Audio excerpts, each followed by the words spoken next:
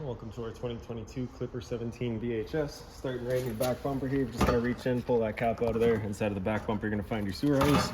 Take note of those two ears and the adapter here. It's helping hooking it up to your sewer system. And the hose itself, once fully extended, is about 20 feet long. Just keeping it stored in the back bumper back here to help keep any sort of stench out of the unit, keep things a bit fresher. And then that cap just presses into place. In this corner, as well as each corner of the trailer, you're going to find a stabilizer jack. All they do is they run down, contact the ground, give another turn or so to firm it up, and that'll get rid of any sort of bounce or sway that you see you got in the unit right now. Kind of a step forward from there, get your sewer system. So that cap there, if you just kind of press on it and give it a turn, pop it on out of there, you see it's got the same ears on it that your sewer hose had. It'll attach the same way, just pressing it in, turning it until it kind of clicks.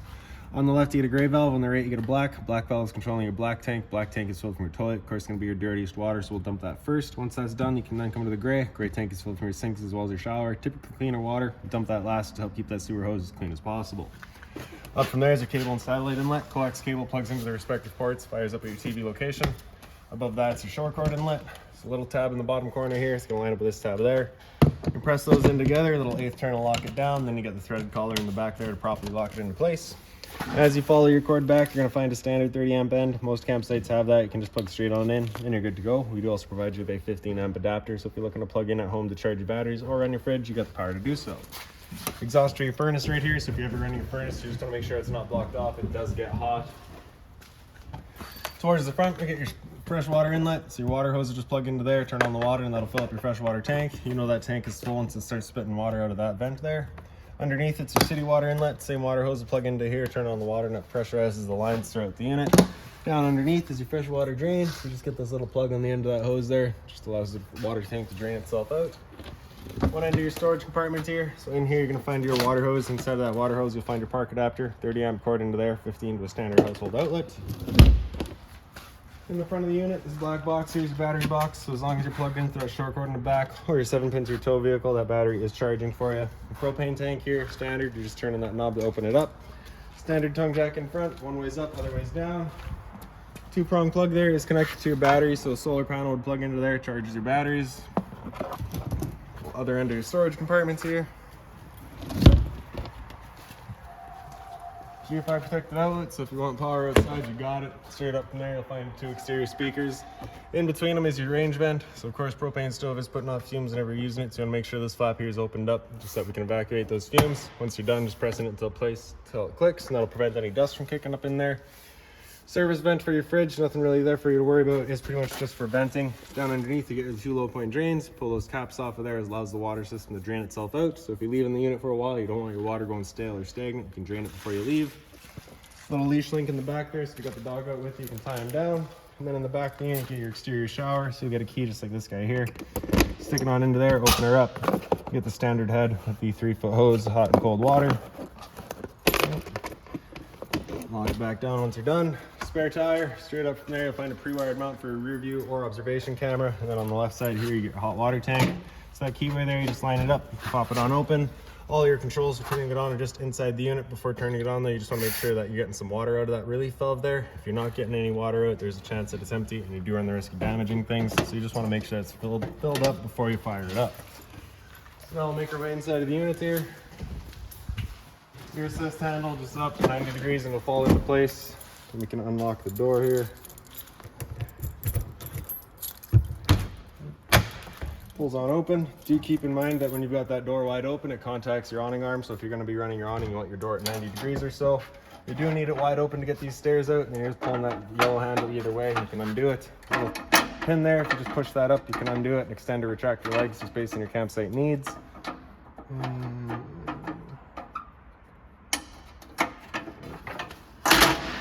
As we come inside, first things first, right on the left there, you get your fire extinguisher. That's standard, pull the pin, point and shoot. Straight up the wall from there.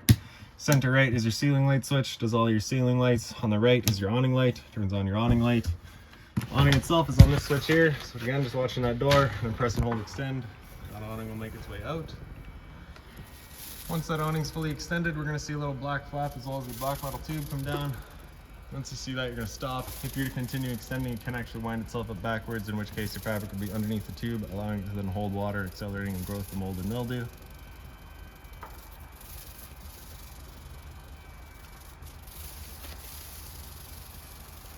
So that would have been the flap, and there's the tube, so we'll stop right there.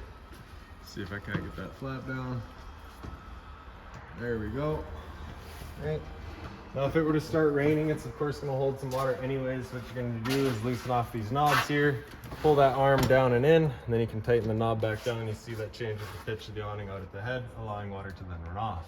If you like that angle better, because it does give you more shade, you can do the same thing with the arm up front. Before you bring them back in though, you make sure these knobs are loosened off and fully extended, just so you're not running the risk of bending your arms. Then you'll press and hold retract and the awning will make its way back in. Again, just watch to make sure that your fabric's over top of the tube. And the last thing to keep in mind with your awning is it does catch a lot of wind. So once you get up to about 15-20 kilometers an hour wind, you want to bring it back in. Again, just so you're not running the risk of bending your arms.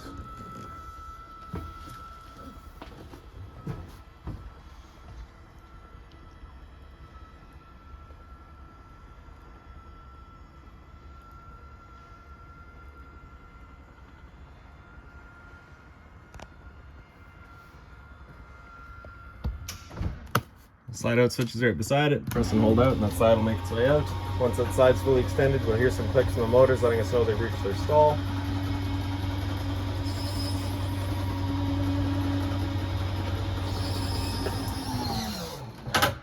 There you go. Center left here, you've got your water pump switch. So as you turn that on, turns on your water pump, drawing out of your fresh tank to pressurize your lines. Water heater's right beside it. You turn that switch on, you get that little check light up there letting you know the ignition sequence will start. Once that sequence is started, that light's gonna go out. It'll try that 3 times. If after the 3rd try it doesn't fire up, that light's gonna come on and stay on. At that point, just off and back on to reset it. Monitor system's up top, so battery on the left there, you can see we're currently C for charging, G would be good, F is fair, L is low. Your fresh tank, as you fill that up, will go to 1/3, 2/3 and full. Same idea for your black and your gray. Kind of beside that, we get your smoke detector. Underneath it's your stereo, power button there turns it on, also mutes it, so press and hold to turn it back off. Right behind us here, we've got your TV backer up on the wall, outlets for it, your antenna outlet right there, just turn that button on to get that going. AV cables are hooked into your stereo, so you can kind of get that surround sound. Storage up top, and if you pick up the bed here, you do get access to your front storage compartment. USB charging as well as a power outlet in the back there. This window here, or sorry, blinds throughout the unit, just kind of sit where you leave them. In the slide is your dinette. So you can see we currently got it set up as the dinette. If you were to take your table here and just kind of fold the legs in, the table will then sit onto either ledge there, and then you can take the back cushions and fill in the center. The back cushion's just right here. In the kitchen, you get your storage up top here. When you come to pick up the unit, you're gonna have a blue binder in here. It's gonna have all of your owner's manuals, any remotes, any keys, anything like that, you'll find right in there. Above the sink is a little light, just on its own center push button, and then kind of off to the side of it, you get your thermostat. So this is just for your furnace. So it's center off, sorry, slider all the way over to the left, that's it turned off. All the way over to the right is max heat. Anywhere in the center is going to be your temperature selection. All the way over to the left, you hear it click, and that's it then turned off. GFR protected outlet underneath it, test on the left, reset in the center. So if you ever have outlets that don't work, it's the first thing you should check. Sink cover is made of the same material as your countertop. It's kind of a bit more durable.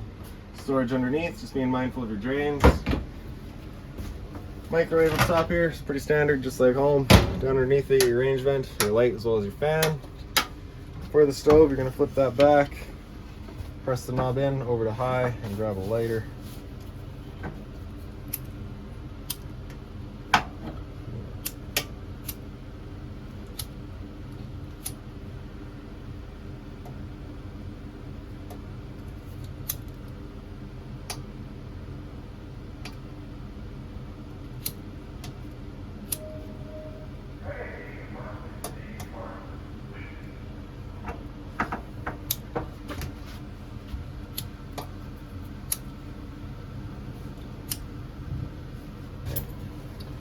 Once you're done, just turning it to off, letting it cool down, then you can close the cover.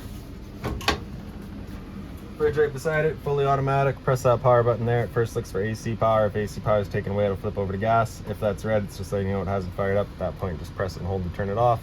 Turn it back on again to try it. Fridge down low, and your freezer up top. Down underneath all that, you get your converter. Press it on the left side there, it'll pop on open. All of your breakers are on the left side. Whenever breaker breaks, it sits in the center, so just turn it off and then back on to reset it. Fuses are all on the right side. Outlet for your furnace is right by my feet here, so you just have this one duct. It's either up and down or left and right, so just kind of keeping that in mind when you're shooting your air. In the bunk spaces, they are both identical. You get that little light in the back there, just on its own center push button. Same thing down here, lights right in the back. And then into the bathroom, your light switch is right on the wall there. Toilet flips on open, you get your flusher front and center. Above my head is your roof vent. Turn that knob to open it up. Back corner is the switch to turn on the fan. And then in the shower, you just get the standard head and hose, hot and cold water course. Simple as that. So lastly would just be your air conditioner. Super simple, straightforward. You get all your readouts there. So low fan is of course just moving air, high fan's moving air. Low cool is the low fan with cooling. And then you can see in the back here you do have this temp selection knob that has heat on it. Heat will not work. We've got a dedicated furnace, so there is no heat pump in here. You're just going to be using that in max cool typically. Alright, so that's about it for this unit. If you've got any other questions on it, please feel free to give us a call, 204-237-7272.